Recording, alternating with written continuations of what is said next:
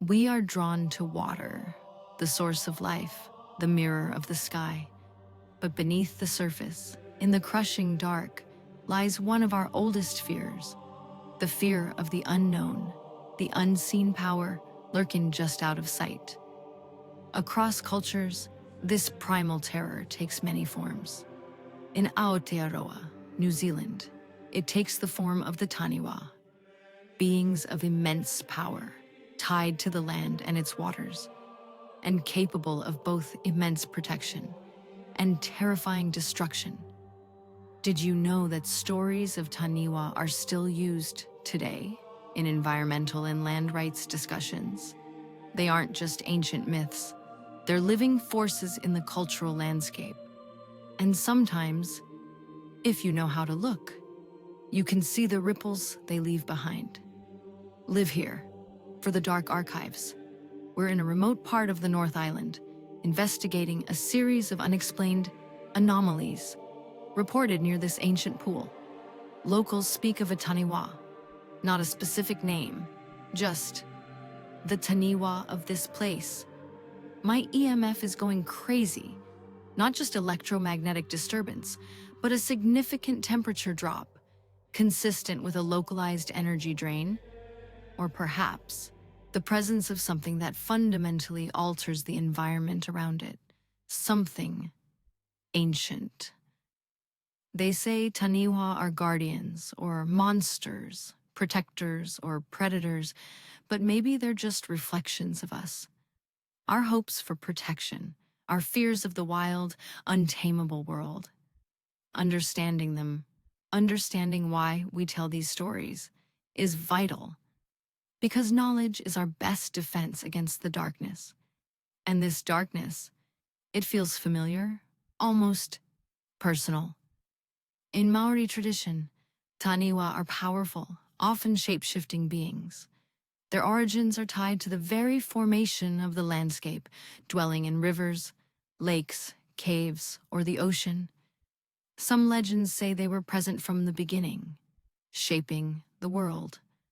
Their forms vary wildly, from giant lizards and serpents to sharks, and even abstract, unseen forces. This fluidity in form speaks to the shapelessness of the fears they embody. The fear of drowning, of being pulled under, of the power of nature we cannot control. It's a fear echoed in cultures worldwide. The Naga of Southeast Asia, the European lake monsters, even the Leviathan, ancient, powerful entities tied to water, capable of immense destruction. But unlike many Western monsters, Taniwha aren't always malevolent. Many are revered as kaitiaki, guardians of specific places, tribes, or families. They protect resources, warn of danger, and guide their descendants. This duality, protector and destroyer, is fascinating.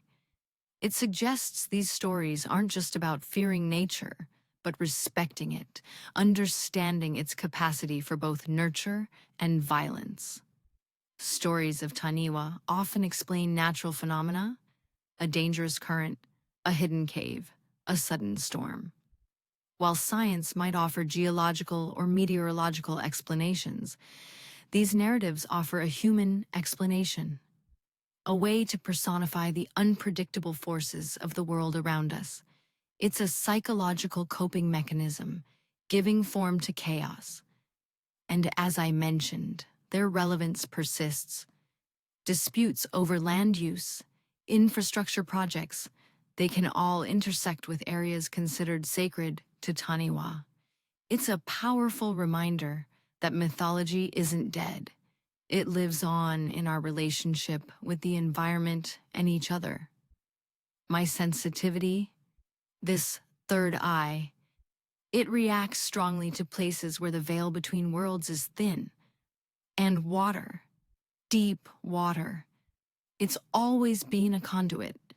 The encounter that changed me, 3 years ago, it was near water, a place where the boundary was permeable. I've always categorized entities: terrestrial, ethereal, elemental. Taniwha seemed to blur those lines completely. They're tied to the physical world, yet possess purely supernatural abilities like shapeshifting and elemental control. It challenges my framework. But the fear, the deep-seated, ancient fear they represent, that feels universal. The fear of being overwhelmed, consumed, lost in the dark. That's a fear I know intimately. Surviving my own encounter, it felt like being dragged under, like facing my own personal Taniwha. What if the energy signature from that night wasn't just a breach, but the signature of something like this? What if my connection isn't just to the other side, but specifically to the entities that dwell in the deep places? All right, standard protocol adapted for a potential aquatic or subterranean entity. My EMF and temperature gauge are crucial. Taniwha are said to affect their environment physically. The audio recorder, hoping to pick up sounds beyond human hearing, or perhaps resonant frequencies from the water. And the pendulum, made of silver, a metal sometimes associated with warding, but more importantly, it's a tool for dowsing energy. For something so tied to a specific location, I need to map its presence, feel its pull. Salt and iron are universal wards, but for a Taniwha, protection is less about banishing and more about respect. Traditional methods involve karakia, incantations, and respecting sacred spaces. You don't fight a Taniwha like you would a poltergeist. You acknowledge its power, its right to be here. My methodology has to blend respect for the cultural context with my own attempts to measure and understand. A small offering, acknowledging the mana of this place. It's not just superstition, it's about approaching with humility. These beings are powerful, ancient. You don't trespass carelessly. The energy is concentrated here, stronger than I expected. But it's fluctuating, not a steady presence. Almost like it's phasing in and out. Wait, I can see it. Not just the energy readings, but I can see it. Other people, they wouldn't. They just see the ripples, feel the cold. My third eye. It's not just detecting the supernatural. It's allowing me to perceive entities that are deliberately unseen. Entities that exist on a different frequency than most. Taniwha aren't just physical creatures hiding underwater. Some are actively choosing not to be seen. They exist in a liminal space. And my encounter, it didn't just open my eyes, it tuned me to their frequency. I'm not just investigating them, I'm visible to them. Whoa, okay, that's not natural. The energy is spiking, it's responding. To my presence, or the tools, or maybe just asserting itself. That's physical manifestation. Immense strength, consistent with accounts of Taniwha altering the landscape. It's territorial. I'm trespassing. It's getting closer. I can feel its presence pressing in. It's not just in the water. It feels like the air is thick with its power. Like the whole place is alive with it. Elemental control. It's manipulating the water itself. This isn't just a creature. It's a force of nature. It knows I'm here, and it doesn't want me to leave. It stopped. Why did it stop? What is it waiting for? Guardians, protectors, or just territorial? Maybe it's not about malevolence or benevolence. Maybe it's about boundaries. Physical boundaries, yes, but also psychological ones. The Taniwha stories explain why we fear deep water, why we respect certain places. They give form to our anxieties about the power of nature, about the things we can't control. But they also give us a framework for interacting with those fears. Rituals, respect, offerings. They aren't just appeasing a monster. They're psychological tools. ways to process the fear, to build a relationship with the uncontrollable. My encounter, it wasn't just a random attack. It was a violation of a boundary. And the entity I faced, it was a manifestation of my deepest fear of being overwhelmed, consumed. It wasn't just a monster, it was a mirror, just like the Taniwha. Incredible. The descriptions vary, but the power, it's undeniable. Part reptile, part fish. Pure force. It's communicating or marking its territory, its ability to control water, to shake the earth. It dwarfs any poltergeist or elemental I've encountered. It's on the scale of ancient dragons, sea serpents. The primal force is our ancestors personified to make sense of their world. This isn't a creature to be fought with iron or salt. This is a being of myth, a part of the landscape itself.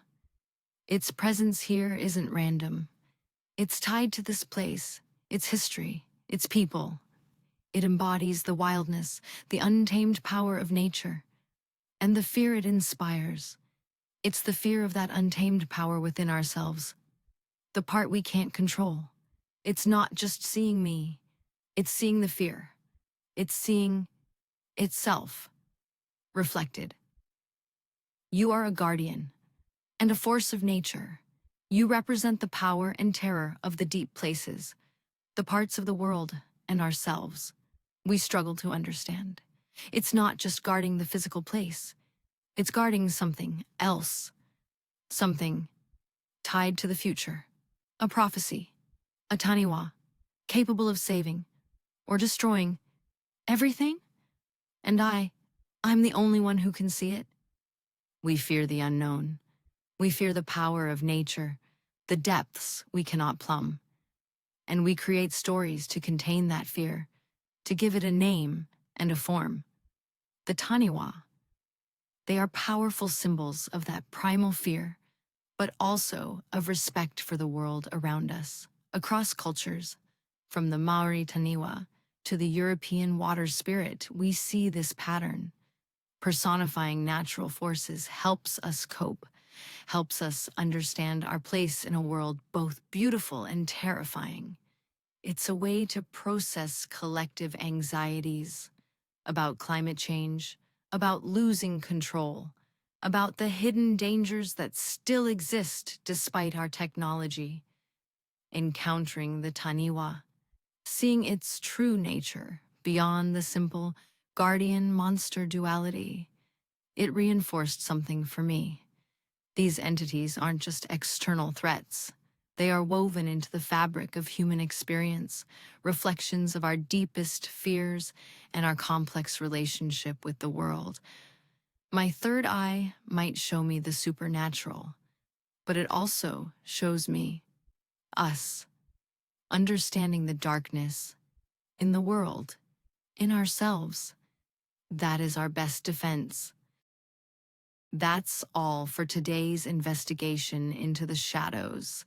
If you want to dive deeper into the dark archives, make sure to subscribe to the HistoT YouTube channel. Remember, knowledge is our best defense against the darkness, and I'll see you in the next archive. Stay vigilant.